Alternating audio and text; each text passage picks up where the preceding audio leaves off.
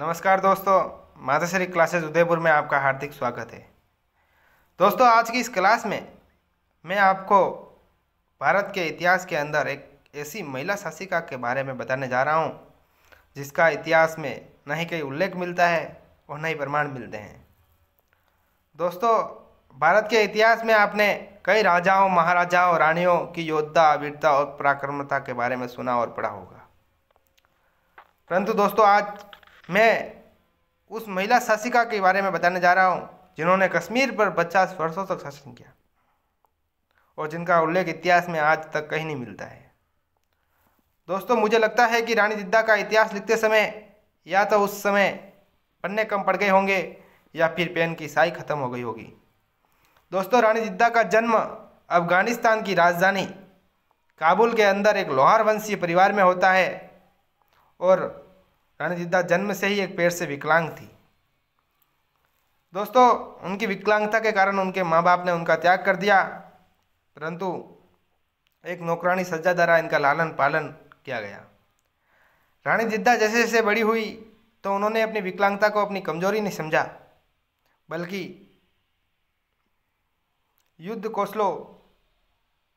विभिन्न युद्ध कौशलों में अभ्यास किए। उनका अभ्यास कर करके वो उन युद्ध कौशलों में निपुणता हासिल कर ली।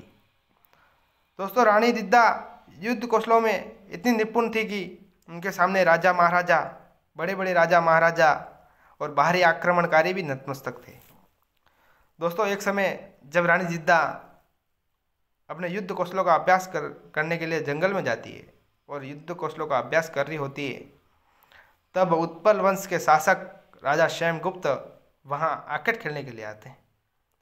तो उनकी नज़र रानी जिद्दा पर पड़ती है और उन्हें पहली नज़र में प्रेम हो जाता है। दोस्तों, राजा शैमगुप्त को पहली नज़र में प्रेम हो जाता है और वो अपने प्रेम का इजहार रानी जिद्दा के सामने करते हैं और रानी जिद्दा और राजा शैमगुप्त का विवाह होता है।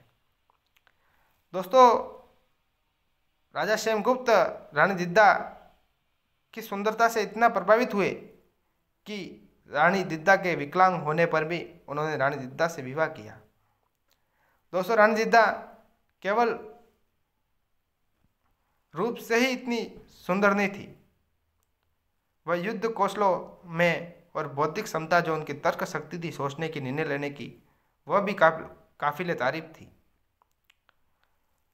दोस्तों, रानी जिद्दा की सुंदरता का वर्णन जितना किया जाए उतना, या उनकी सुंदरता के बारे में जितना बखान किया जाए उतना कम है। दोस्तों, राजा शैमगुप्त कुछ समय पश्चात राज्य के प्रशासन संबंधी, राज्य की प्रजा के लिए राज्य से संबंधित कुछ निर्णयों के संबंध में दुखी होकर रहने लगे। तब रानी जिद्दा ने उन्हें अपने बौद्धिक क्षमता का प्रयोग करते हुए, अपने युद्ध कौशलों की निपुणता के कारण वह राजा शैमगुप्त के राज्य प्रशासन से संबंधित निर्णय लेने में मदद करती थी। दोस्तों, राजा शैमगुप्त रानी जिद्दा के बताए हुए युद्ध कौशलों और राज्य के संबंधित बताए हुए निर्णयों से और उनकी बौद्धिक क्षमता से अति प्रभावित हुए।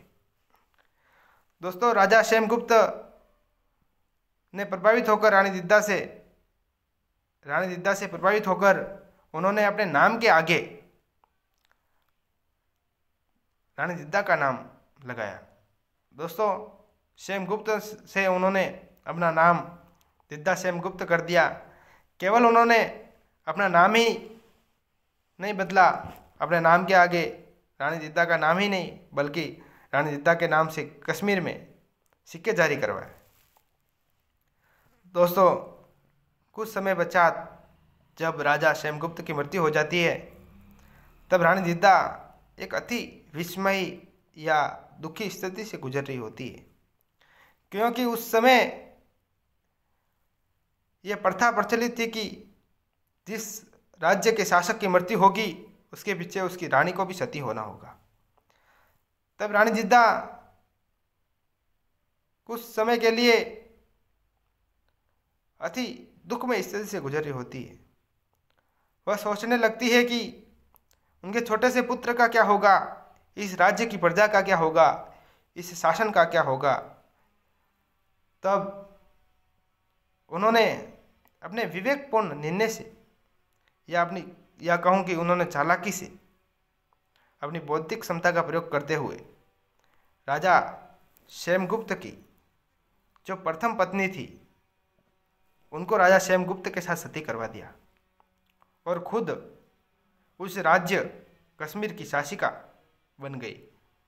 दोस्तों, उन्होंने जो रानी जिद्दा उन्होंने राज्य की शासन की बागडोर अपने छोटे पुत्र अभिनव गुप्त को सौंपी और अभिनव गुप्त को बाल्य अवस्था में ही राज्य का शासन सौंप दिया और खुद उनकी संरक्षिका बनी।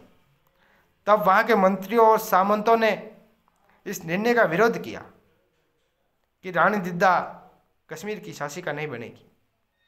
तब रानी जिद्दा ने श्याम दाम दंड भेद सारी नीतियों का प्रयोग करते हुए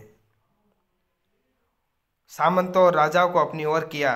जो सामंत और राजा नहीं माने उनको पैसों का लालच देकर अपनी ओर किया और कुछों को पद का लालच देकर अपनी ओर किया। और उनके बाद भी जो नहीं माने उनको स्वयं रानी जिद्दा ने मौत के घाट उतार दिया रात्रि को। दोस्तों, रानी जिद्दा अपने पुत्र अभिनव गुप्त की एक राजकुमारी से विवाह करवाती है।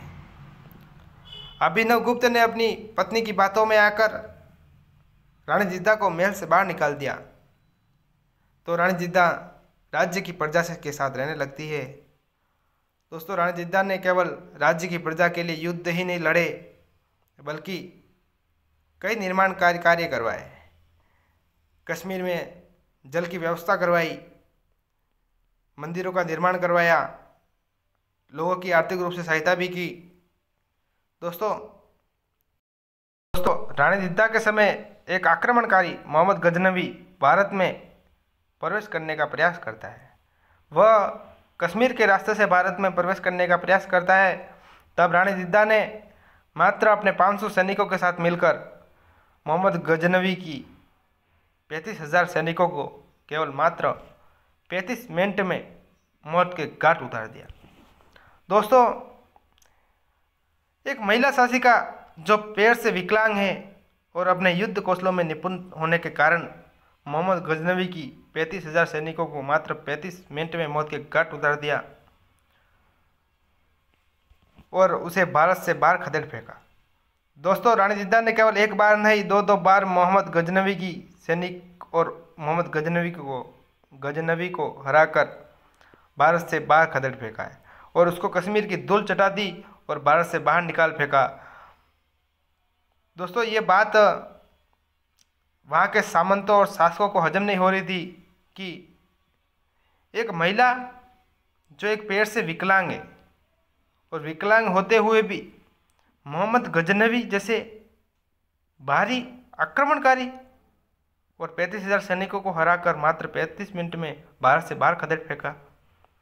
तब दोस्तों, उनको लगने लगा कि रानी जिद्दा के अंदर या तो कोई काला जादू है या फिर कोई अद्भुत शक्ति। तो लोगों ने रानी जिद्दा के लिए चुड़ैल रानी शब्द कहना प्रारंभ कर दिया। वहाँ के लोग इन्हें चुड़ैल रानी के नाम से जानते हैं। लोगों ने इनको चुड़ैल रानी कहना प्रारंभ कर दिया।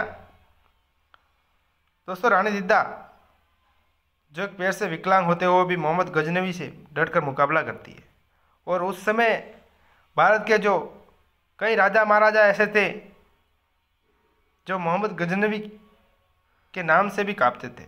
उन्होंने मोहम्मद गजनवी की अधीनता स्वीकार करने के लिए भी राजी हो गए, लेकिन युद्ध करने के लिए तैयार नहीं थे।